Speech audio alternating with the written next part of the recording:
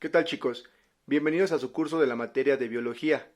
Esta materia la encontrarás dentro de la sección de tu examen llamada Ciencias Experimentales junto con otras tres materias, Física, Química y Geografía. Entonces, la parte llamada Ciencias Experimentales o la sección llamada Ciencias Experimentales está compuesta de cuatro materias, Física, Química, Biología y Geografía, con un total de 60 preguntas. En el caso de la biología, que se encarga de estudiar la materia viva, empecemos por los bioelementos. Toda materia viva está compuesta de bioelementos. ¿Quiénes son los bioelementos? El carbono, el hidrógeno, el oxígeno, el nitrógeno, el fósforo y el azufre, que por sus símbolos químicos se les conoce como CHOMPS. C de carbono, H de hidrógeno, O de oxígeno, N de nitrógeno, P de fósforo y S de azufre.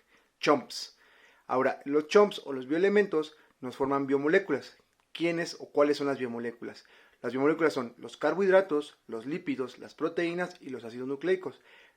Prestar especial atención a las proteínas que están hechas de aminoácidos, recuerda eso, las proteínas están hechas de aminoácidos y los ácidos nucleicos. Se llaman ácidos nucleicos porque se encuentran dentro del núcleo. ¿Núcleo de quién? De la célula, recuerda también eso. Los ácidos nucleicos están en la célula. ¿Y quiénes son esos ácidos nucleicos? El ADN, el ácido desoxirribonucleico, y el ARN, el ácido ribonucleico. Las biomoléculas al combinarse nos dan la célula. Entonces la célula está hecha a partir de biomoléculas. ¿Qué es la célula? La célula la podemos definir como la unidad básica funcional y estructural de los seres vivos. Tenemos dos criterios para hacer una división de la célula. Por ejemplo, un criterio que podemos ocupar es de acuerdo al número de células. Si nos vemos al número de células, tenemos de dos sabores. Los unicelulares, que están compuestos de una sola célula, son organismos muy sencillos, muy pequeños, y los pluricelulares, organismos que están compuestos de dos o más células, organismos más complejos. Los seres humanos somos organismos pluricelulares, estamos compuestos de miles de millones de células. Ahora, si nos vamos al otro criterio, que es el tipo, tenemos de dos. Las procariotas, que son aquellas células que no tienen núcleo definido. Entonces, como no tienen núcleo definido, recuerda que te hablábamos de los ácidos nucleicos.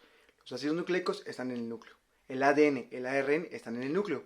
Las células procariotas, al no tener núcleo definido, sus ácidos nucleicos, o sea, su material genético, su ADN, está nadando libremente dentro de ella. Las eucariotas, por otro lado, tienen un núcleo definido. Ellas sí tienen núcleo definido. ¿Qué quiere decir esto? Que dentro de ese núcleo entonces vamos a encontrar a los ácidos nucleicos, al ADN, a su material genético. Las células eucariotas son el tipo de células de las que estamos hechos los seres humanos. Ahora, de ese tipo de células eucariotas, en concreto hay de dos, la célula animal y la célula vegetal. Para poder distinguir la diferencia entre célula animal y célula vegetal, veamos lo siguiente. La célula vegetal es la única que tiene pared celular, que permite darle estructura a la planta. Es como si toma la función de un hueso del sistema óseo de la planta. La pared celular es el recubrimiento especial que hace que la célula sea más gruesa y eso permite que sea más dura. Entonces eso da estructura a la planta. La vacuola, que es una especie como de bodega en la cual se guarda energía. ¿Qué energía? La energía que se produce en la fotosíntesis. Recuerda que las plantas realizan fotosíntesis. Las plantas están hechas de células vegetales. Y finalmente los cloroplastos. Los cloroplastos, en ella vamos a encontrar la clorofila. ¿Qué es la clorofila? Una sustancia muy importante para la fotosíntesis y que también da el color verde a las plantas. ¿Correcto? Ahora, tanto célula animal como célula vegetal, como puedes ver bien ahí, tienen organelos celulares, o sea, organelos que tienen en común tanto animales como vegetales. ¿Qué son los organelos celulares?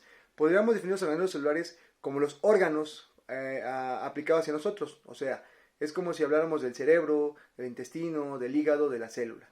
En este caso, repito, se llaman organelos celulares. Vamos a ver los más importantes. El núcleo, el cual contiene material genético, que hemos venido diciendo, ¿no? ¿Qué material genético? El ADN, ARN, los ácidos nucleicos.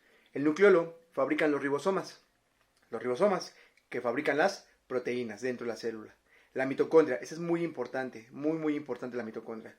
Es la encargada de realizar la respiración celular y a partir de ello fabricar la energía de la célula. En este caso, como puedes ver ahí bien dice, fabricar ATPs. Vamos a escuchar mucho esta palabra, este concepto, ATPs. ¿Qué son los ATPs? Adenosin trifosfatos. En términos muy burdos y sencillos, los ATPs podemos definirlos como la energía de la célula, la molécula de energía de la célula, o como la gasolina de la célula, lo que permite que la célula camine y haga sus funciones. ATPs, recuérdalo. Ahora, también tenemos el aparato de Golgi, que son sacos apilados que participan en la secreción de sustancias. Y finalmente la membrana celular, que está formada por una doble capa de lípidos y que permite el intercambio de materiales con el medio. Esa membrana celular es semipermeable. ¿Qué quiere decir esto? Que permite el ingreso o el egreso, la salida o entrada de ciertas sustancias dependiendo que necesite la célula.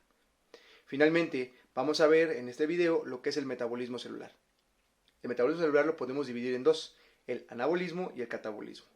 El anabolismo la conocemos como la fase de construcción. ¿Por qué? Porque en ella, de moléculas simples, pasamos a construir moléculas complejas. Y como se está construyendo en el anabolismo, se requiere energía.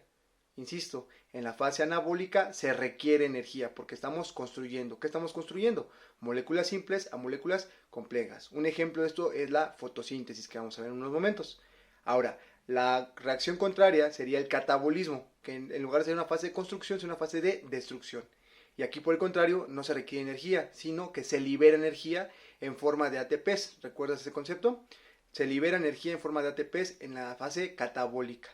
Entonces, el anabolismo requiere, el catabolismo libera energía en forma de ATP. Este catabolismo, esta fase de destrucción implica que de moléculas complejas vamos a construir o vamos a degradarlas a moléculas simples. Esto ocurre cuando comemos, por ejemplo. Nuestro cuerpo agarra las moléculas complejas y las empieza a descomponer en moléculas simples para obtener energía, ATPs, que van a utilizar nuestras células para sus funciones ordinarias.